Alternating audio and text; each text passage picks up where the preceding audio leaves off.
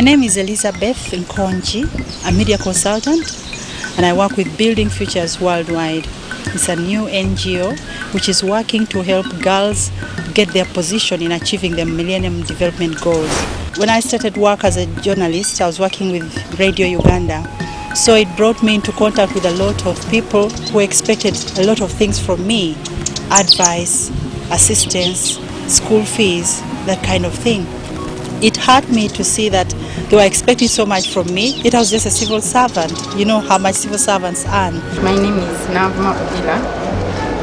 I met Liz in 2004. By then, I was still in the village. She tried by all means to brought me in Kampala. So I encouraged her to start out in business, and she didn't have the funds to start off with. So I also didn't have enough. I had a family to care for, and I felt it was too much. But then I got an idea. I said, why don't I get a bank loan, a salary loan, and maybe pass it to her? It was a leap of faith in her. She could not access the credit facility, but I could through a salary loan. So I borrowed a salary loan and gave her the money, because by that time she had learned beadwork. But even with the beadwork, her partner didn't like it, because he could see her doing the beadwork at home, but he wasn't keen on her, moving around trying to sell to people. So why I say it particularly stands out is she moved from hawking around people's offices during hours when she knew her husband wouldn't be home, and now she has managed to get a place in a shop in Jemba Plaza in Kampala City, where she's able to be, she's still doing the beadwork, she still does hawking around, but I think she's got more business because now she gets orders from people who are planning for weddings.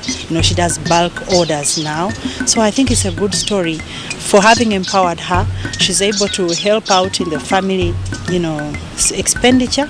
And I think her partner is also beginning to appreciate this, although he's not very keen for her to work, but he knows she has to work, and I think he appreciates her contribution.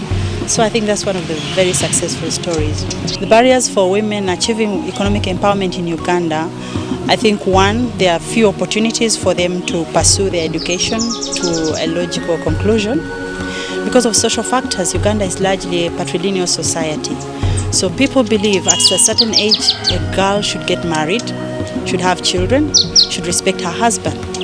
And even this girl has the education. If she doesn't get a job after this, if she doesn't get other factors of production after this, her education may remain stale and she will not be able to put it into good use.